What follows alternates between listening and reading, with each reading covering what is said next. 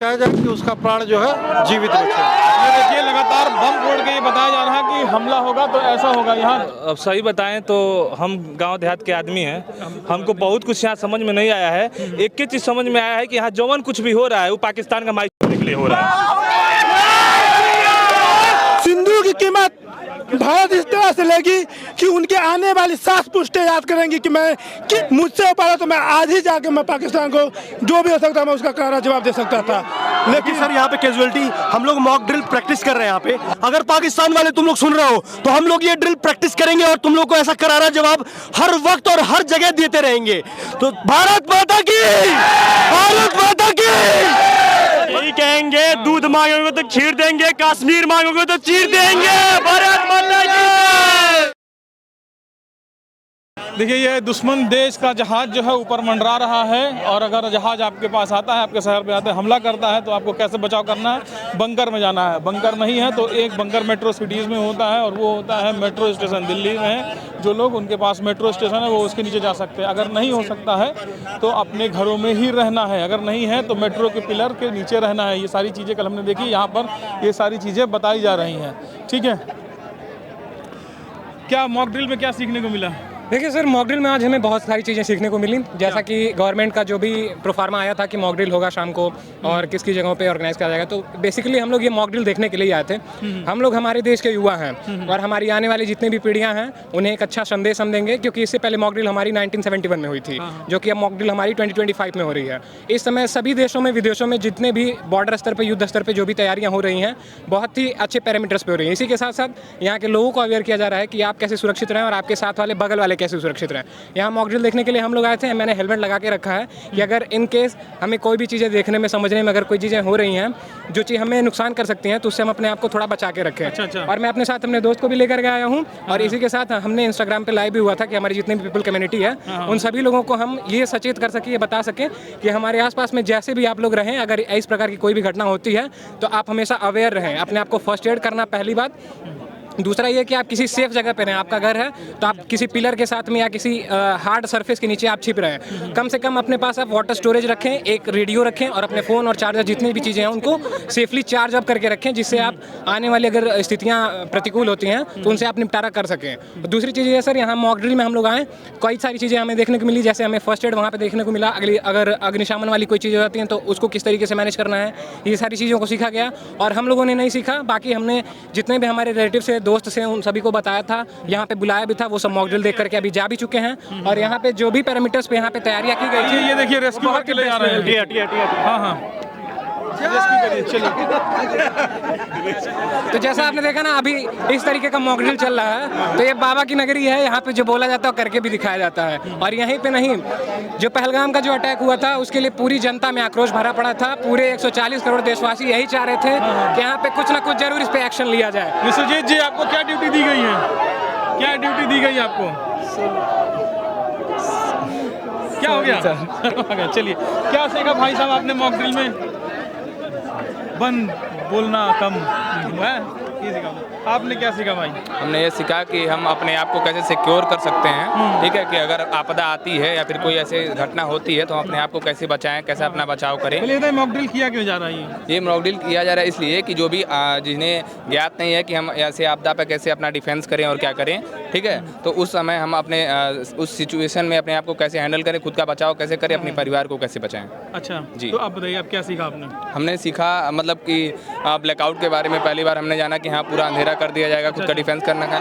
अगर बम drop down होता है तो हमें लेट जाना है, और क्या कहते हैं कि घुटनों के बल लेट जाना है, और रुमाल अथवा जो भी हो हम अपने मुंह में लगा लें जिससे वो ना हो, और पीठ को ऊपर करके घुटने के बल बैठें। जी, घुटने के बल बैठ जाएं जिससे बचाव कर सकें। अच्छा, युवा हैं भाई साहब, क्या नाम आपका है? आशुतोष कुमार पांडे। अच्छा, ठीक है। आपने क्या सीखा सर? हमने यहाँ के मॉक ड्रिल के कैसे बचा जाता है उसकी जानकारी। मॉक ड्रिल क्या है ये बता दीजिए। अपने को बचाव करने के लिए अपनी सुरक्षा व्यवस्था जांची परखी हो जाती है।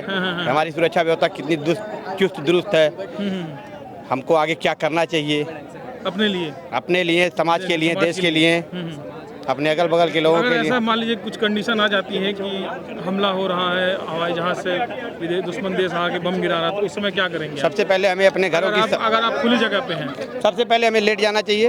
अपने आसपास की पीठ के बल पेट के बल लेट जाना चाहिए, अपनी लाइटें बंद कर लेनी चाहिए। हाँ हाँ, हाँ, लाइट वगैरह बंद कर लेनी चाहिए। और क्या क्या तैयारियां रखने को बोली गई हैं? अगर अपने पास सूखे कपड़े रखने चाहिए, मतलब जो चीज़ें हैं खाने पीने की सूखी सामग्री रख लेनी चाहिए, बंकरों में छिप जाना चाहिए। इधर दिखाइए, इधर भी कुछ हो रहा है। क्या सीखा सर आपने? हमने बहुत कुछ सीखा कि युद्ध के दौरान हम लोगों को कैसे अपनी किस प्रकार से रक्षा करनी चाहिए और आग लगे तो आग को किस तरह बुझाना चाहिए। अच्छा। और कोई घायल हो तो उसको किस तरह उठा करके ले जाना चाहिए कि वो जीवित बच क्या जाए। सीखा आपने फर्स्ट एड में कि मान लीजिए अगर कोई घायल है तो उसको कैसे मदद करेंगे हम? कोई घायल हो तो उसको जो है दो लोग अगर हैं तो ठीक है, नहीं है तो हाथ सीधा करके और उसका शरीर सीधा करके उठा करके लेकर के हॉस्पिटल तत्काल उसको पहुंचाया जाए कि उसका प्राण जो है जीवित बचे। ये देखिए, लगातार बम फोड़ के ये बताया जा रहा है कि हमला होगा तो ऐसा होगा। यहाँ ड्रोन उड़ा करके भी ये उड़ा करके दिखाया जा रहा है कि मतलब वो पूरा माहौल क्रिएट किया जा रहा है कि जब आपका शहर जंग का एक मैदान बन जाए तो उस तरह क्या माहौल होगा। और एज ए नागरिक, एक नागरिक के तौर पे, भारत के जिम्मेदार नागरिक के तौर पे आपकी क्या जिम्मेदारी होगी? हाँ बताएं।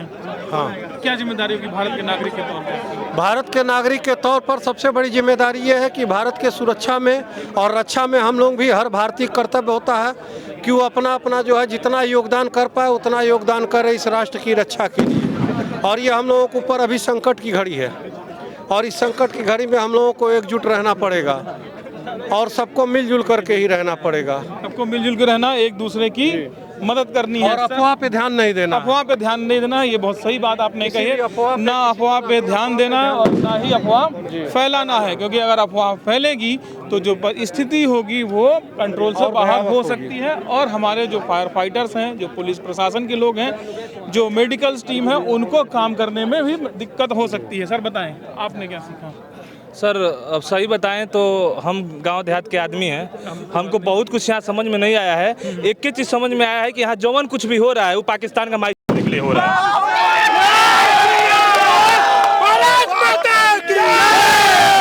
भारत माता की, भारत माता की। सिंदूर की कीमत भारत इस तरीके से लेगी, सिंदूर की कीमत भारत इस तरह से लेगी कि उनके आने वाली 7 पुश्तें याद करेंगी कि मैं किस देश के लोगों से मैं पंगा ले लिया कि हमको इस 7 पुश्त में भुगत रही है। मैं कहना चाहता हूँ पाकिस्तान के लोगों से कि अभी भी सुधर जाइए। आप तो पीओके हम तो लेके रहेंगे और पाकिस्तान में आज से आधा हिस्सेदारी हमारी है, आधा का मैं पूरा लेके रहूँगा। ये हर एक बच्चा, हर एक नागरिक इंडिया का चाहता है कि पाकिस्तान अब कब्जे में लिया जाए। कि इंडिया का ये ऐसा देश है कि जीतने के बाद वो किसी के ऊपर अत्याचार नहीं करता, एक सम्मान है, सबका सम्मान करता है। लेकिन जो इन्होंने कई बार हमारे सैनिकों की हत्या की, फिर उसके बाद वो बेचारे नेवी का जो जवान था, अभी हमको लगता है मुश्किल से अभी दुल्हन की हाथों की मेहंदी नहीं छूटी थी, उस बेचारी पे क्या बीतता होगा। मैं उस दिन सुना, मुझे ये लग रहा था कि अगर मैं आर्मी में रहता, जमा रहता, अगर मुझसे हो पाया तो मैं आज ही जाके मैं पाकिस्तान को जो भी हो सकता मैं उसका करारा जवाब दे सकता था। लेकिन सर यहाँ पे कैजुअलिटी, हम लोग मॉक ड्रिल प्रैक्टिस कर रहे हैं यहाँ पे। मैं धन्यवाद देना चाहूँगा अपने प्राइम मिनिस्टर मोदी जी का, जो हमें ऐसे ऐसे मौके दिए गया। हमने कोरोना में थाली बजाकर मुंह तोड़ जवाब दिया कोरोना को, और आज हम लोग मॉक ड्रिल प्रैक्टिस करके जवाब दे रहे हैं उन पाकिस्तानी को जो हम लोगों को निस्ताबूत करना चाहते हैं। लेकिन ये ऐसा होगा नहीं। और हम लोग, अगर पाकिस्तान वाले तुम लोग सुन रहे हो तो हम लोग ये ड्रिल प्रैक्टिस करेंगे और तुम लोग को ऐसा करारा जवाब हर वक्त और हर जगह देते रहेंगे। तो भारत माता की, भारत माता की। हम लोगों को अपने पूरे बॉर्डर पर तो सुरक्षित रहना ही पड़ेगा, लेकिन सबसे ज्यादा हम लोग के इंटरनल जो अपने सपोले जो यहाँ अंदर छुपे हुए हैं उन लोग से विशेष बच करके रहना है। हाँ? अरे जैसे जो देशद्रोही ताकतें जो अंदर हमारी छुपी हुई हैं उनको विशेष निगरानी रखना होगा ताकि वो कोई कुछ गड़बड़ न कर पाए। बस मुख्य चीज़ यही है। वहाँ पे फाइट तो वहाँ पे हो जाएगा, हम जीतेंगे ही। यहाँ के उन दुश्मनों से नहीं जीत पाएंगे, इसलिए उनसे विशेष सुरक्षित रहने की जरूरत है हम लोगों को। चलिए धन्यवाद। तो अभी हम हैं इस वक्त ग्राउंड पे, मॉक ड्रिल प्रैक्टिस हो रहा है। क्या कह रहे हैं भाई? हम यही कहेंगे, दूध मांगोगे तो खीर देंगे, कश्मीर मांगोगे तो चीर देंगे। भारत माता की। अलग ही उत्साह भैया लोग।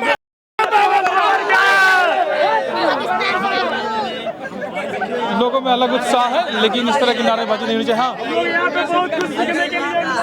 तो भाई यहाँ पर लोग इकट्ठा हैं, मॉक ड्रिल का हिस्सा बन रहे हैं, सीख रहे हैं कि अगर ऐसा कोई परिस्थिति आती है तो क्या करेंगे, और हम आपको ग्राउंड से ये दिखा रहे थे। नमस्कार, मैं विजेंद्र कुमार, आप देख रहे हैं भारत एक न्यूज़। धन्यवाद।